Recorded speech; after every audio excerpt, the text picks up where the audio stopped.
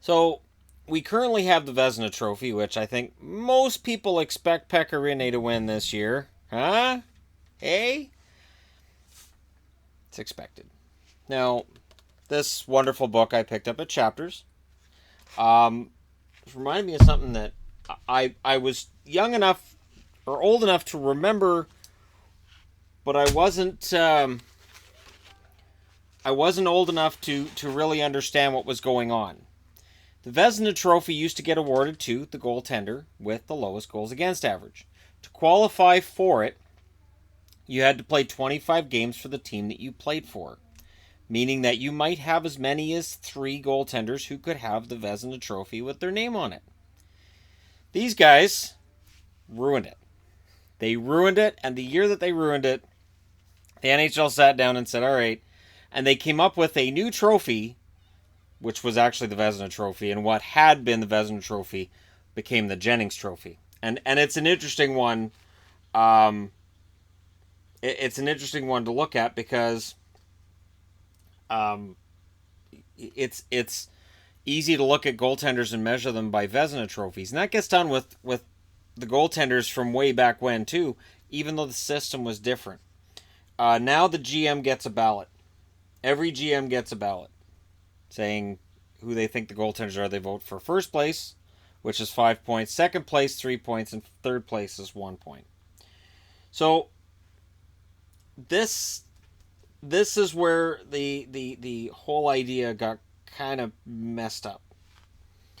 And it was Bunny Larocque.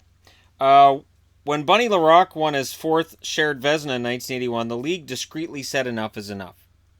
So this has kind of happened before, but it got worse.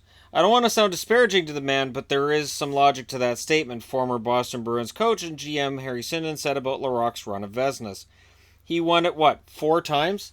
I think a lot of people in the league had the feeling the Vezina should be given to the best goalie in the league, not necessarily all the goalies for the team with the best. So Larocque won Vezinas as well as the backup to Ken Dryden. So since he played 25 games, he got Vezina trophies, and it was part of the problem. But this year really did it. Larocque happened to be the beneficiary of being backup goalie to Ken Dryden on the Montreal Canadiens dynasty teams of the late 1970s. The Hull, Quebec native played more games than most backup goalies, and he played on a team that allowed few shots and scant scoring opportunities. It's not surprising to see 10 players from these Montreal teams of 4 straight Stanley Cups now in the Hall of Fame. And Bunny Larocque is not. Now, I wouldn't be surprised to see Bunny Larocque eventually get, not necessarily in as a Hall of Famer, but if they come up with different wings, and I really think they should. But that's for a whole other thing. That's everything else. Larocque spent 8 years as a backup in Montreal, never playing more than 39 games a season. A requirement to be eligible was 25 games for Vezina, so same as it is now for the Jennings. Had he played 3 more games in 75-76, he would have had his 5th Vezina. Instead, Dryden won it alone that year. Should Dryden have won all 5 Vezinas alone? A goalie purist would say yes, but technically Larocque did play the 25-game minimum, as did other less accomplished Vezina-winning backups such as Dennis DeJordy with Glenn Hall in 1967, Gilles Villemur with Ed Giacomin in 1971, and Gary Smith with Tony Esposito in 1972. And let's not forget the controversial 1980-81 season, which led to a change in Vezina governing. Fire Wagon Hockey was approaching its zenith in 81. Gretzky was just about to embark upon an unprecedented scoring domination that would change the game. It was all about offense, and as for the goalies, well, God bless them. That's what it says in the book.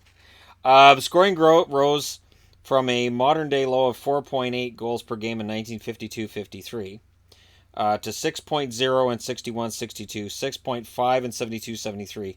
In 80-81, scoring was at 7.7 goals per game, on its way to an all-time high of 8.02 the following season in 81-82. So if you think about that, there was 8-plus goals per game in 81-82.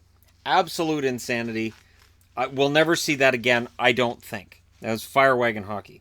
Dryden retired at the conclusion of 78-79, and Larocque was given the number 1 spot by the Habs. In 80-81, Montreal got off to a good start with Larocque shouldering most of the load. With Denny Huron, the Habs' backup, whose share of ice time was only slightly below that of Larocque, broke a collarbone and Larocque suffered a sliced hand. The Canadiens turned to third stringer Richard Sevigny, and the 23-year-old was brilliant. Even Rick Walmsley the fourth goalie in the depth chart, proved special with a 1.90 goals against in five games. Larocque returned from injury and wasn't about to sit quietly as he slid down into the backup role. He openly complained and was moved into coach Claude Ruel's doghouse was a healthy scratch for more than a month. So, I'm going to paraphrase from here. Larocque's mad. He's been back up forever. He finally gets the starting job, and then he loses it because he gets injured. And no quarterback or goalie in the world wants that to happen. So he's like, all right, I want out. He gets traded to Toronto. So he gets traded to Toronto, but at this point, he is the only goaltender in Montreal that qualifies for the Vezina Trophy, and Montreal's goals against are the lowest in the league.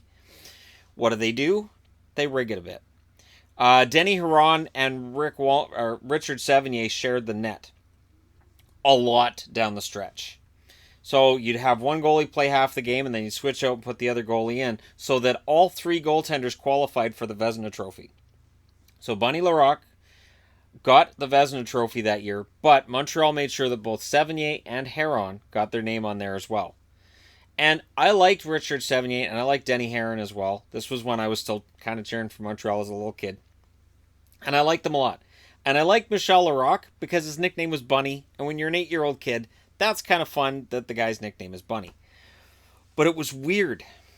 And the NHL looked at that situation and said, yeah, this is a joke. Now, can you imagine this kind of situation happening with the Jennings Trophy? No. Because, honestly, nobody pays a whole lot of attention to the Jennings Trophy, and yet that's what the Vezina was until 1981.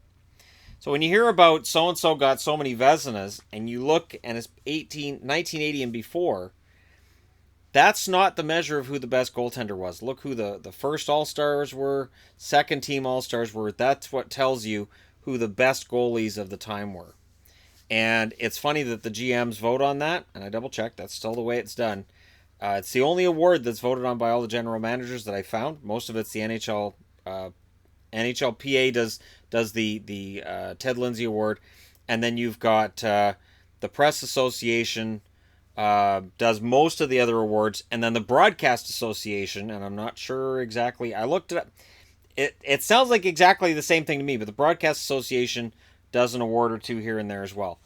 And this is why it got changed. Montreal Canadiens ruined the Vezina Trophy for everybody else because basically they wanted to stick it to Bunny Larocque. That's the way it works. Michel Larocque wanted to be the starter, and they were like, no. And Larocque didn't play for very long after this either. So Toronto picked up the guy that they probably felt was going to be, their starter for a while, and it didn't work out. And Montreal was actually kind of right, but they were also kind of pricks about it. So there you go. Montreal Canadiens, they were right, and they were pricks. And this is kind of the way things worked with Montreal up until the time of Patrick Roy. And then the they were right part kind of changed years after that. But anyways, there you go. A little bit of history on the Vezina Trophy. And so again, when you see the awards from 1980 and before, take them with a grain of salt. Thank you guys so much for watching. Hit like and subscribe if you're browsing your way through. You just happened upon this video. I'll talk to you again soon.